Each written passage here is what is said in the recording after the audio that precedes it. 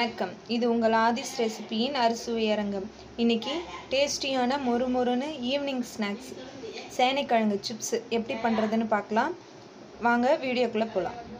இந்த சேனைக்கிழங்கை நாங்கள் கழுவி எடுத்து வச்சுருக்கோம். இந்த அளவுக்கு நீங்கள் சீவி எடுத்து வச்சுக்கணும். பாருங்கள் எவ்வளோ மெலிசாக இருக்குது. இந்த மாதிரி சிப்ஸு சீவிர இதில் நீங்கள் சீவி எடுத்துக்கோங்க. இந்த சேனைக்கிழங்கு கருணக்கிழங்குலாம் லைட்டாக அரிப்புத்தன்மை இருக்கும். அதுக்கு நம்ம என்ன பண்ணலாம் அப்படின்னா, நாங்கள் புளி கொஞ்சமாக கரைச்சி எடுத்து வச்சுருக்கோம். அதை இந்த சேனைக்கிழங்கு அந்த புளியில் கொஞ்சம் நேரம் போட்டு மேரினேட் பண்ணி வைப்போம். இதை ஒரு பவுலில் போட்டுக்கிட்டு அதில் நாங்கள் கரைச்சி எடுத்து வச்சுருக்கிற இந்த புளி தண்ணியை அதில் ஆட் பண்ணுறோம். அதை நல்லா கொஞ்சம் நேரம் அப்படியே ஒரு 5 மினிட்ஸ் அளவுக்கு அதை அப்படியே ஊற விடுவோம். இப்போ 5 மினிட்ஸ் ஆயிடுச்சு. இதை நம்ம தனியாக எடுத்துருவோம். இந்த மாதிரி பண்ணும்போது அந்த சேனைக்கிழங்குல இருக்கிற அரிப்புத்தன்மை கொஞ்சம் குறையும். குழந்தைங்கள்லாம் சாப்பிடும்போது லைட்டாக தொண்டையில் அரிப்பு ஏற்படும். அந்த மாதிரி இல்லாமல் இருக்கிறதுக்கு நீங்கள் இந்த மாதிரி புளி தண்ணியில் போட்டு ஒரு 5 மினிட்ஸ் கழித்து இந்த மாதிரி எடுத்துக்கிட்டிங்க அப்படின்னா உங்களுக்கு அரிப்புத்தன்மை வராமல் இருக்கும். அடுப்பு பற்ற வச்சு இட்லி பானை வச்சுட்டோம். இதில் இந்த இட்லி தட்டில் நம்ம எடுத்து வச்சுருக்கிற இந்த சேனைக்கிழங்கு எல்லாத்தையும் போட்டு ஒரு ஆவி விட்டு எடுத்தோம்னா போதும். ரொம்ப வேக வேண்டாம். ரொம்ப வெந்துருச்சுன்னா மாவு மாதிரி ஆகிடும். அதனால் லைட்டாக ஒரு 2 மினிட்ஸ் அளவு எடுத்துக்கலாம். 2 மினிட்ஸ் ஆகட்டும். 2 மினிட்ஸ் ஆயிடுச்சு. இப்போ பார்த்தீங்கன்னா சேனைக்கிழங்கு வெந்திருக்கான்னு பார்ப்போம். பாருங்கள் கலரே உங்களுக்கு கொஞ்சம் சேஞ்ச் ஆன மாதிரி இருக்குது. இந்த மாதிரி ஆனதும் நம்ம எடுத்து ஒரு பவுலில் ட்ரான்ஸ்ஃபர் பண்ணிக்கலாம்.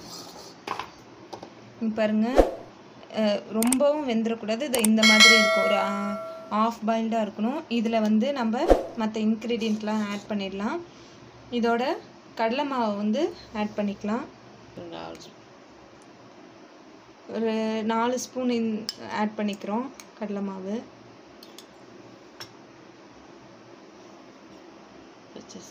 பச்சரிசி மாவு 2 ஸ்பூனு.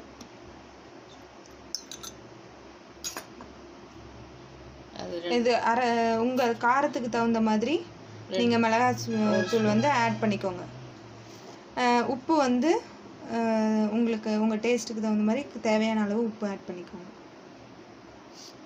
அடுத்தது பெருங்காயத்தூள். அது ஒரு கால் டீஸ்பூன் கிட்ட. இதை நல்லா மிக்ஸ் பண்ணிப்போம். தண்ணி பத்தலைன்னா நீங்கள் கொஞ்சமாக தண்ணி ஆட் பண்ணிக்கோங்க.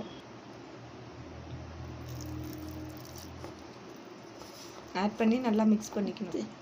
இந்த மாதிரி மிக்ஸ் பண்ணி ஒரு 5 மினிட்ஸ் விட்டுருங்க. அப்போ தான் அந்த உப்பு காரம்லாம் அந்த கிழங்குல இறங்கி நல்லா டேஸ்ட் கொடுக்கும்.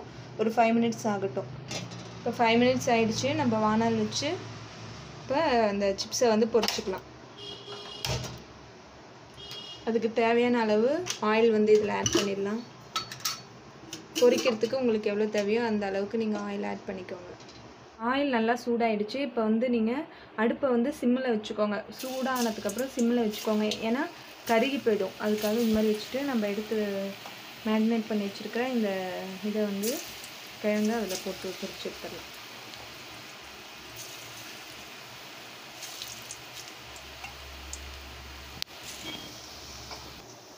இதை சித்திரான்னங்களுக்கெல்லாம் நீங்கள் சைட் டிஷ்ஷாக வச்சுக்கலாம். அப்படி இல்லை அப்படின்னா ஸ்நாக்ஸாக கூட ஈவினிங் ஸ்நாக்ஸாக கூட சாப்பிட்லாம். மழை காலத்துலலாம் இந்த மாதிரி ஒரு ஸ்நாக்ஸ் செஞ்சு சாப்பிடும்போது சூப்பராக இருக்கும். கண்டிப்பாக வீட்டில் ட்ரை பண்ணி பாருங்கள். குழந்தைங்களாம் கிழங்கு வெரைட்டிஸ் சாப்பிட பிடிக்கலன்னு சொன்னாங்க அப்படின்னா இது மாதிரி சிப்ஸ் மாதிரி நம்ம செஞ்சு கொடுத்தோன்னா கண்டிப்பாக விரும்பி சாப்பிடுவாங்க. இது நல்லா வெந்ததுக்கப்புறம் நம்ம எடுத்துடலாம். நல்லா மொறுமொறுன்னு ஆயிடுச்சு. இப்போ நம்ம ஒரு தட்டில் ட்ரான்ஸ்ஃபர் பண்ணிக்கலாம். பாருங்கள் நம்மளோட சேனைக்கிழங்கு சிப்ஸ் ரெடி. இதை கண்டிப்பாக நீங்கள் வீட்டில் ட்ரை பண்ணி பாருங்கள். இந்த வீடியோ உங்களுக்கு பிடிச்சிருந்தா மறக்காமல் ஆதிஸ் ரெசிபிக்கு சப்ஸ்கிரைப் பண்ணுங்கள். கூடவே இந்த பெல் பட்டனை ப்ரெஸ் பண்ணிக்கோங்க. லைக் பண்ணுங்கள், ஷேர் பண்ணுங்கள், கமெண்ட் பண்ணுங்கள். தேங்க்யூ.